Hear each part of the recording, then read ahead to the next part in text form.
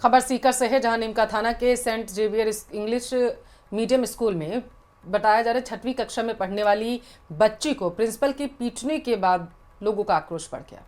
घटना को लेकर विश्व हिंदू परिषद के कार्यकर्ता ने स्कूल में जमकर हंगामा किया है और विहिप ने आरोप लगाया है कि काफी सालों से यहां धर्मांतरण का काम हो रहा है। स्कूल को धर्मांतरण का अड्डा बना दिया गया है। बच्ची पर धर्मांतरण करने को लेकर दबाव बनाया गया। तो बच्ची के मना करने पर प्रिंसिपल ने उससे मारपीट भी की। आरोप लगाया गया कि धर्मांतरण को लेकर स्कूल में लगातार प्रार्थना करवाई जा रही है और इसको लेकर विश्व हिंदू परिषद के कार्यकर्ता स्कूल के सामने इकट्ठा हो गए और हंगामा किया गया उनके जरिए। सूचना मिलती पुलिस मौके पर पहुंची, घटना की जानकारी ली गई है। सीसीटीवी खंगाले जा रहे हैं और एक सीसीटीवी सामने भी आया है जिसमें प्रिंसिपल जो है बच्ची को मारती हुई नजर आ रही है और इसी सीसीटीवी के आधार पर आगे पुलिस के द्वारा कार्रवाई की जाएगी। 6ठी कक्षा की बच्ची है जिसके साथ मारपीट का ये मामला सामने आया है। जो बड़ी वाली है वो नीमका थाना के पास में नावड़ी की ढाणी पड़ती है, भूदोली बाईपास पर। उस सरकारी स्कूल में टीचर है और बच्चों को नीमका थाना किराए पे मकान लेके एक बच्ची और बच्चा है उसको वहीं पे पढ़ाती है। उसी मकान के नजदीक में सेंट जेवियर स्कूल है जो 10वीं तक की पढ़ाई होती है। उस पढ़ाई के अंतर्गत हमने ये सोचा कि बच्चे नजदीक रहेंगे मकान के तो आने जाने में सुविधा रहेगी और हमने हमारी सुविधा को देखते हुए सेंट जेवियर स्कूल के अंदर। राजस्थान में छात्र संघ चुनाव को लेकर एक बार फिर मांग तेज हो गई और इस बार मामला हाईकोर्ट तक पहुंच गया है। छात्र संगठनों ने याचिका दाखिल कर चुनाव करवाने की अपील की। सरकार की चुप्पी के खिलाफ अब छात्र न्यायपालिका की शरण में पहुंचते नजर आए। छात्रों का कहना है छात्र संघ चुनाव ना होना लिंग 2 कमेटी सिफारिशों के खिलाफ है।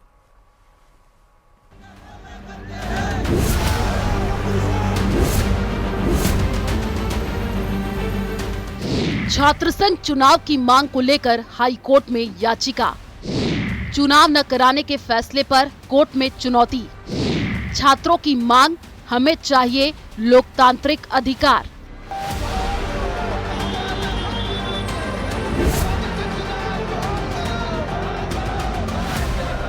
पिछले कई महीनों से छात्रों ने छात्र संघ चुनाव की मांग को लेकर अलग अलग तरीके से विरोध जताया। कभी सड़कों पर उतरकर तो कभी यूनिवर्सिटी के गेट पर शांति से प्रदर्शन किया। अलग अलग स्वांग भी रचाए, लेकिन जब असर होता नहीं दिखा तो कोर्ट की शरण में चले गए। छात्र नेता शांतनु राम ने कोर्ट में याचिका दायर की है जिसमें कहा गया है कि छात्र संघ चुनाव ना होना लिंग 2 कमेटी सिफारिशों के विपरीत है। छात्रों का साफ कहना है कि चुनाव के माध्यम से छात्र संघ प्रतिनिधि चुनना उनका हक है। छात्र चाहते हैं कि मौजूद सत्र में चुनाव करवाए जाए। आज हाईकोर्ट में याचिका लगाई गई है मेरे द्वारा, तो ये लिंग 2 कमेटी को सिफारिशों को देखते हुए हमने याचिका लगाई है कि छात्र संघ चुनाव होने चाहिए। उसको अपना के उसको फॉलो करके भी छात्र संघ चुनाव करवाएं तो सारे छात्र नेता एग्री है। और हम 18 साल के बाद स्कूल से निकलने के बाद हमारा राइट है कि हम हमारा नेता चुने जो हमारे लिए आगे मदद करे, हमारा काम करे, हमारी आवाज़ बुलंद तरीके से उठाए, क्योंकि हम एक गरीब परिवार किसान वर्ग से आने वाले हैं। तो हम चाहते हैं कि छात्र संघ चुनाव बहाल होना चाहिए। आपको बता दें कि साल 2023 में तत्कालीन कांग्रेस सरकार में छात्र संघ चुनाव पर रोक लगा दी गई थी। तर्क दिया गया कि छात्र संघ चुनावों में बेतहाशा पैसा खर्च हो रहा है। साथ ही लिंग 2 समिति के नियमों के उल्लंघन की बात भी कही गई थी। हालांकि ये बात अलग है कि अब विपक्ष छात्र संघ चुनाव बहाली का समर्थन कर रहा है। आइए अब आपको बताते हैं कि लिंग 2 कमेटी क्या है और छात्र संघ चुनाव को लेकर कमेटी की क्या गाइडलाइन थी। भारत सरकार द्वारा गठित एक उच्च स्तरीय समिति थी जिसका उद्देश्य विश्वविद्यालयों और कॉलेजों में छात्र संघ चुनावों के लिए पारदर्शी, निष्पक्ष और अनुशासित दिशा निर्देश तय करना था, जिसका गठन 2005 में सुप्रीम कोर्ट के आदेश पर हुआ। 2006 में सुप्रीम कोर्ट ने इसकी सिफारिशों को देश भर के सभी विश्वविद्यालयों और कॉलेजों पर लागू करने का आदेश दिया था। इस सब के बीच आपके लिए ये जानना भी जरूरी है कि आखिर कौन कौन सी सिफारिशें लिंग 2 कमेटी की तरफ से की गई थी। उम्मीदवार के पास 75% उपस्थिति होनी चाहिए, शैक्षणिक प्रदर्शन औसत से बेहतर होना चाहिए, किसी भी उम्मीदवार पर आपराधिक मामला या अनुशासनात्मक कार्रवाई नहीं होनी चाहिए, अधिकतम 5,000 खर्च की अनुमति, तब तक की सिफारिश, प्रचार सामग्री हाथ से बनी हो, महंगे बैनर पोस्टर प्रतिबंधित हो, छात्र संघ चुनाव प्रत्यक्ष प्रणाली डायरेक्ट इलेक्शन से हो, अगर नहीं हो सकता तो फिर नामित प्रणाली नॉमिनेशन पर ठोस कारण जरूरी, बाहरी राजनीतिक दलों की कॉलेज राजनीति में दखल पर रोक, सत्र शुरू होने के 6 से 8 हफ्ते के भीतर चुनाव करवा लिए जाए, छात्र प्रतिनिधियों का कार्यकाल 1 साल तक सीमित हो। राजस्थान में छात्र संघ चुनाव को लेकर सरकार लिंग 2 कमेटी की सिफारिशों का हवाला देकर कई बार चुनाव स्थगित कर चुकी है। छात्र संगठन इसे बहाना मानते हैं, जबकि सरकार इसे नैतिक मानकों की पालना बताती है। राजस्थान विश्वविद्यालय आरयू में ये पहली बार नहीं है जब चुनाव रोके गए हों। 2003 के बाद 9 बार चुनावों पर राजस्थान विश्वविद्यालय में चुनाव पर रोक लगी, जिसमें सबसे लंबी रोक 2004 से 2009 रही। इसके बाद 2010 से 2018 नियमित चुनाव हुए, 2019 से 2021 तक चुनाव नहीं हुए, 2022 में चुनाव हुए, वर्तमान में 2023-24 के बाद से रोक जो अब भी जारी। मामला अब कोर्ट में जा चुका है। अब देखने वाली बात होगी कि कोर्ट से छात्रों को राहत मिलती है या फिर विरोध का ये दौर अभी आगे तक जाएगा।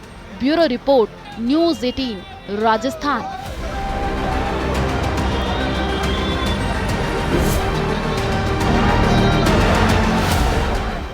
डिडवाना कुचामन जिले के दौलतपुरा गांव में देर रात चोरों ने 2 दुकानों पर चोरी की घटना को अंजाम दिया है। चोरी की घटना की वारदात पास की दुकान पर लगे सीसीटीवी में कैद हो गई है। चोरों ने ई-मित्र से लाखों रुपए की नकदी पर हाथ साफ किया है। पुलिस के अनुसार 5 चोर एक कार में सवार होकर आए, जिनमें से 2 कार के पास खड़े होकर रेकी करने लगे और 3 चोरों ने चोरी की घटना को अंजाम दिया। आपको बता दें कि चोरों ने पहले एक ई-मित्र केंद्र से चोरी करने के बाद दूसरे ई-मित्र केंद्र पर चोरी का प्रयास भी किया, जिसमें वो सफल नहीं हो पाए हैं। पुलिस के अनुसार पीड़ित द्वारा दी गई रिपोर्ट में बताया गया कि चोरों ने ई-मित्र केंद्र से लगभग 1.50 लाख रुपए की नकदी चोरी की है। पुलिस ने रिपोर्ट दर्ज कर ली है, जांच जारी है।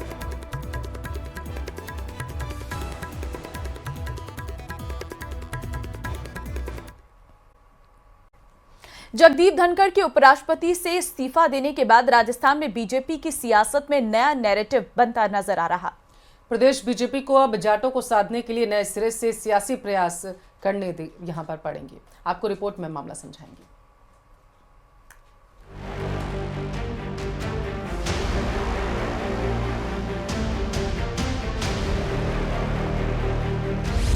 धनखड़ के इस्तीफे के बाद प्रदेश में बीजेपी का सियासी नैरेटिव बदला। बीजेपी के सामने जाटों में बिगड़े परसेप्शन को सुधारने की चुनौती, जाटों को साधने के लिए नए सिरे से करने होंगे प्रयास। उपराष्ट्रपति जगदीप धनखड़ के इस्तीफे पर मचा सियासी तूफान थमने का नाम नहीं ले रहा। भले ही धनखड़ के अचानक इस्तीफे से जाट समाज में आंतरिक नाराजगी खुलकर सामने नहीं आई, लेकिन सोशल मीडिया पर साफ देखी जा सकती है। सियासत की गहरी समझ रखने वाले पॉलिटिकल एक्सपर्ट मिथिलेश जैमिनी का मानना है कि जाटों में इस घटनाक्रम के बाद ये परसेप्शन बना है कि उनके वरिष्ठ नेता के साथ अच्छा नहीं किया गया। अगर ये नैरेटिव जोर पकड़ा तो बीजेपी को प्रदेश में होने वाले पंचायत और निकाय चुनाव में नुकसान हो सकता है। इस डैमेज कंट्रोल के लिए बीजेपी प्रदेश में मंत्रिमंडल में जाट समाज के प्रतिनिधित्व को बढ़ावा दे सकती है। इसके साथ ही राजनीतिक नियुक्तियों में जाटों को महत्व दिया जा सकता है। जैमिनी के मुताबिक बीजेपी में जाट लीडरशिप का अभाव है। ऐसे में इसे पूरा करने के लिए भी नई रणनीति बनानी पड़ेगी। कहीं न कहीं अब राजस्थान की जो 5 मंत्री पद की जो सीटें खाली है उनको भरते टाइम या जाट कम्युनिटी को बैलेंस करने के लिए कहीं न कहीं पूरी बीजेपी को एक नई रणनीति बनानी पड़ेगी और राजस्थान में एक बड़ा लीडर तैयार करना पड़ेगा। हालांकि बीजेपी की ओर से प्रदेश की जाट सियासत से जुड़े सवाल पर सीधे टिप्पणी करने से बचा जा रहा है। प्रदेश अध्यक्ष मदन राठौर ने कहा कि बीजेपी जाति की राजनीति नहीं करती है। आइए ग्राफिक्स के माध्यम से जाट सियासत को देखते हैं। पूर्व प्रदेश अध्यक्ष और हरियाणा प्रदेश प्रभारी डॉक्टर सतीश पूनिया का कद बढ़ाया जा सकता है। पश्चिमी राजस्थान से पूर्व केंद्रीय मंत्री कैलाश चौधरी को मौका मिल सकता है। अजमेर से सांसद और केंद्रीय कृषि राज्य मंत्री भागीरथ चौधरी को आगे किया जा सकता है। पूर्व केंद्रीय मंत्री सुभाष महरिया, पूर्व सांसद CR चौधरी की खुल सकती है लॉटरी। राजेंद्र भांबू को मंत्रिमंडल में मिल सकती है जगह। पूर्वी राजस्थान से शैलेश दिगंबर सिंह को मंत्रिमंडल में मिल सकता है मौका। देखिए, पहली बात तो मैं ये स्पष्ट करना चाहता हूँ कि हमारी जातिवादी राजनीति नहीं है। हम सर्व समाज का विकास करना चाहते हैं, सर्व समाज को साथ लेके चलना चाहते हैं। सभी जो मेहनत करता है, जो अच्छा सेवक है, उसको सेवा करने का अवसर जरूर मिलना चाहिए। इसमें कहीं कोई जाति के हिसाब से नहीं चयन होता है कि इस जाति का व्यक्ति सेवा नहीं भी करता है फिर भी क्योंकि जाति का है इसलिए लेना है, ऐसा कुछ भी नहीं होता। जो सेवक है, जो जनता की सेवा करना चाहता है, उसको महत्व मिलेगा। जगदीप धनखड़ के उपराष्ट्रपति पद से इस्तीफा देने के बाद दिल्ली से लेकर राजस्थान तक सवाल उठ रहे हैं।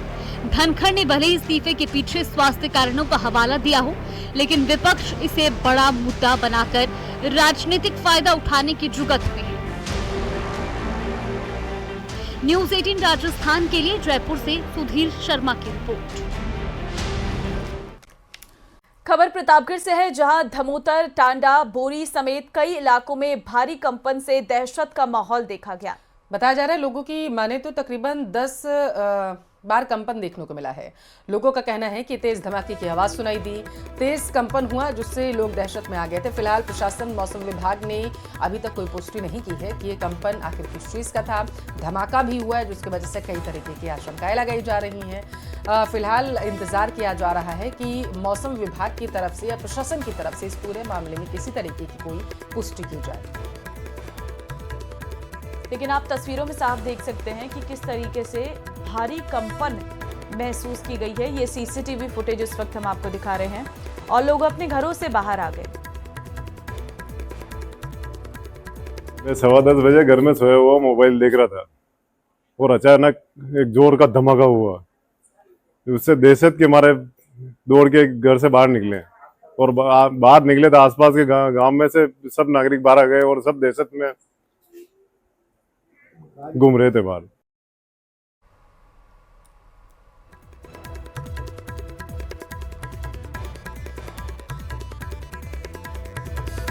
चंचल संवाददाता फोन लाइन पे इस वक्त हमारे साथ हैं। चंचल, क्या है ये पूरा मामला जहां पर लोग बता रहे हैं कि धमाके की आवाज हुई, कंपन महसूस किया गया? जी बिल्कुल, ये देर रात की घटना है। प्रतापगढ़ जिले के जो कई इलाके हैं वहां पर जमीन के अंदर भारी कंपन महसूस किया गया। इसके साथ ही धमाके की आवाज भी सुनी गई। क्षेत्र के जो धमोतर, कुल्लीपुरा, टांडा, बोरी सहित कई गांव हैं जहां पर इस तरह की कंपन और धमाके की आवाज सुनी गई। इससे लोग दहशत में आ गए और तुरंत घरों से बाहर आ गए। ग्रामीणों का कहना है कि करीब 10 सेकंड तक जो है वो तेज कंपन हुआ और उसके बाद में धमाके की आवाज भी सुनाई दी।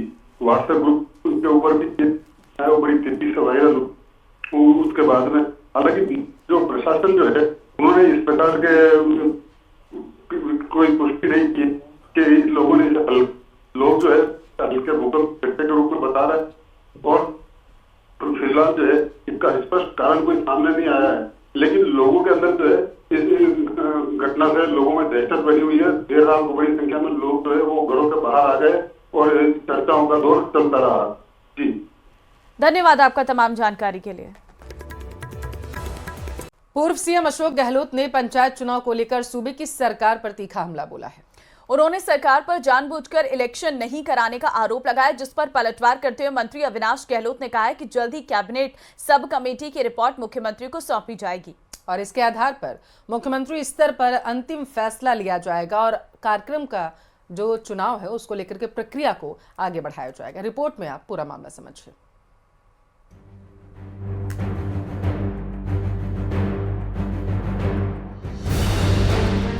प्रदेश सरकार पर गहलोत का प्रहार जारी। पंचायत चुनाव टालने की है तैयारी। आरोपों पर अविनाश गहलोत का पलटवार। कैबिनेट सब कमेटी की रिपोर्ट का कीजिए इंतजार।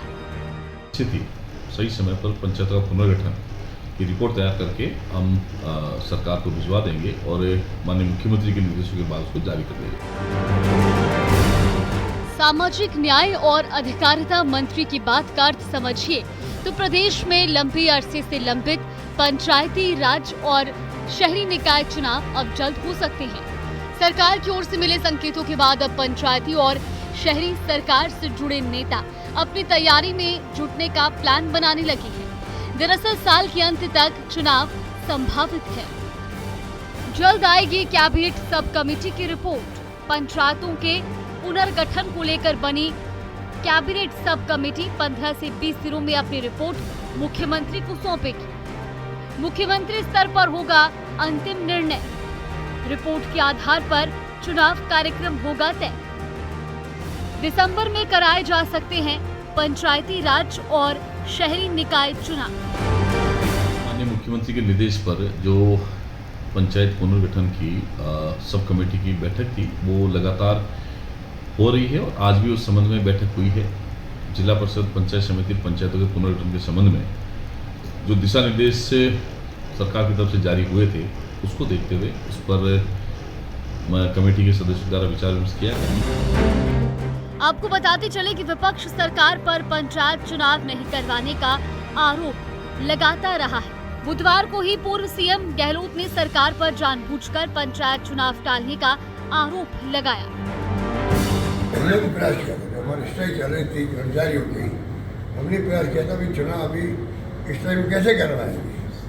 तब भी हमें हाईकोर्ट ने कहा नहीं आपको चुनाव तो करवानी पड़ेंगे, तो कैसे कराओ क्योंकि संविधान में संशोधन हो चुका है, चुनाव टाइम पे हो गए होंगे, ये मुझे याद है। तो आप सोच सकते हो कि और 2-3 राज्य सरकारें गई भी है सुप्रीम कोर्ट तक, उन लोगों का चुनाव टाइम पे कहा। अब ये पता नहीं क्या कह रहे होंगे कोर्ट से, क्या बात करेंगे तो टाइम बताएगा चुनाव हो पाएंगे कि नहीं हो पाएंगे। तो चुनाव तो करवाना चाहिए। आपको बताते चले कि राज्य की लगभग 7000 ग्राम पंचायतों और 150 से अधिक शहरी निकायों का कार्यकाल 6 महीने पहले ही खत्म हो चुका है। इसके बावजूद सरकार ने चुनाव कराने की बजाय सरपंचों का कार्यकाल बढ़ाकर कमेटी बना दी। वहीं शहरी निकायों में प्रशासकों की नियुक्ति कर दी। Bureau report, news 18 Rajasthan. Jalore से बड़ी खबर आपको देंगे, जहां पर कथावाचक संत अभयदास के समर्थन में जुटी महिलाएं। कलेक्ट्रेट कार्यालय के बाहर बड़ी संख्या में महिलाएं जुटी हैं। कथा आयोजन के लिए प्रशासन से उन्होंने परमिशन मांगी है। रात को भजन कीर्तन कर रही हैं महिलाएं, उनको घर भेज दिया गया था। बताया जा रहा पुलिस और प्रशासनिक अधिकारियों ने समझाकर उन्हें घर भेज दिया था। तो बड़ी संख्या में महिलाएं दरअसल कथावाचकों के समर्थन में जुटी हुई हैं। जब से हमने देखा था उनकी तरफ से प्रदर्शन किया गया था, लगातार महिलाओं की तरफ से भजन किया जा रहा था उनके समर्थन में, कथावाचकों के समर्थन में। और एक बार फिर से जब रात भर कथा करती हुई महिलाएं नजर आई थी तो समझाइश कर उन्हें घर भेजने की तैयारी प्रशासन की तरफ से की गई थी।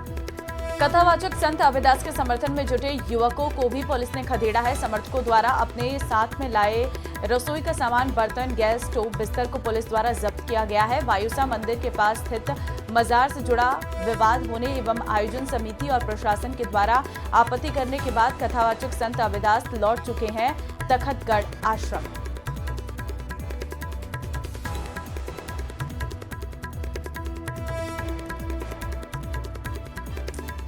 जालोर से देखिए बड़ी खबर आपके टेलीविजन स्क्रीन पर है, जहां पर एक तरफ महिलाओं को समझाइश के बाद घर भेजा गया तो वहीं दूसरी तरफ जो युवक वहां पर डटे हुए थे उनको पुलिस ने खदेड़ा है।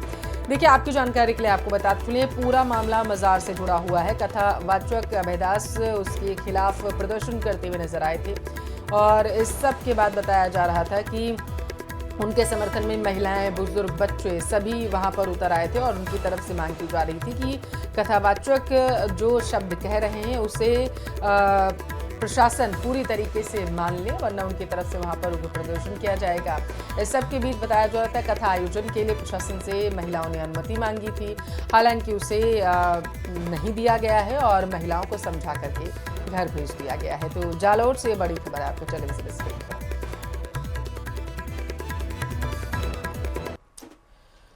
पूर्व सीएम अशोक गहलोत ने पंचायत चुनाव को लेकर सूबे की सरकार पर तीखा हमला बोला है। उन्होंने सरकार पर जानबूझकर इलेक्शन नहीं कराने का आरोप लगाया, जिस पर पलटवार करते हुए मंत्री अविनाश गहलोत ने कहा है कि जल्द ही कैबिनेट सब कमेटी की रिपोर्ट मुख्यमंत्री को सौंपी जाएगी और इसके आधार पर मुख्यमंत्री स्तर पर अंतिम फैसला लिया जाएगा और कार्यक्रम का जो चुनाव है उसको लेकर के प्रक्रिया को आगे बढ़ाया जाएगा। रिपोर्ट में आप पूरा मामला समझिए।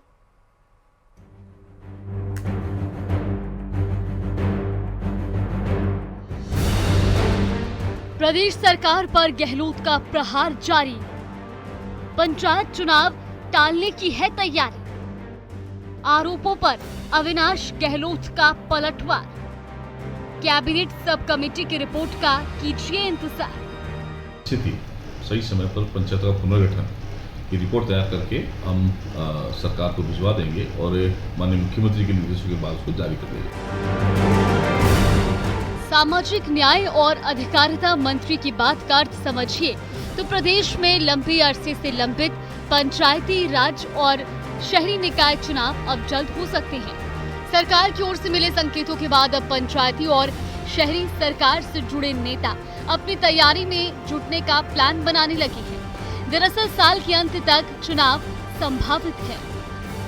जल्द आएगी कैबिनेट सब कमेटी की रिपोर्ट। पंचायतों के पुनर्गठन को लेकर बनी कैबिनेट सब कमेटी 15 से 20 दिनों में अपनी रिपोर्ट मुख्यमंत्री को सौंपेगी। मुख्यमंत्री स्तर पर होगा अंतिम निर्णय। रिपोर्ट के आधार पर चुनाव कार्यक्रम होगा तय। दिसंबर में कराए जा सकते हैं पंचायती राज और शहरी निकाय चुनाव। माननीय मुख्यमंत्री के निर्देश पर जो पंचायत पुनर्गठन की सब कमेटी की बैठक थी वो लगातार हो रही है और आज भी उस संबंध में बैठक हुई है। जिला परिषद पंचायत समिति पंचायतों के पुनर्गठन के संबंध में जो दिशा निर्देश सरकार की तरफ से जारी हुए थे उसको देखते हुए उस पर कमेटी के सदस्यों द्वारा विचार विमर्श किया गया। आपको बताते चले कि विपक्ष सरकार पर पंचायत चुनाव नहीं करवाने का आरोप लगाता रहा है। बुधवार को ही पूर्व सीएम गहलोत ने सरकार पर जानबूझकर पंचायत चुनाव टालने का आरोप लगाया। हमने भी प्रयास किया था, हमारी स्ट्राइक चल रही थी, कर्मचारियों की, हमने प्रयास किया था भी चुनाव अभी इस टाइम कैसे करवाएंगे। तब भी हमें हाईकोर्ट ने कहा नहीं आपको चुनाव तो करवानी पड़ेंगे, तो कैसे कराओ, क्योंकि संविधान में संशोधन हो चुका है, चुनाव टाइम पे हो गए होंगे, ये मुझे याद है। तो आप सोच सकते हो कि और 2-3 राज्य से अगर गई भी है सुप्रीम कोर्ट तक, उन लोग आगे चुनाव टाइम पे कहा। अब ये पता नहीं क्या कह रहे होंगे कोर्ट से, क्या बात करेंगे तो टाइम बताएगा चुनाव हो पाएंगे कि नहीं हो पाएंगे। तो चुनाव तो करवाना चाहिए। आपको बताते चले कि राज्य की लगभग 7000 ग्राम पंचायतों और 150 से अधिक शहरी निकायों का कार्यकाल 6 महीने पहले ही खत्म हो चुका है। इसके बावजूद सरकार ने चुनाव कराने की बजाय सरपंचों का कार्यकाल बढ़ाकर कमेटी बना दी। वहीं शहरी निकायों में प्रशासकों की नियुक्ति कर दी। Bureau report, news 18 Rajasthan.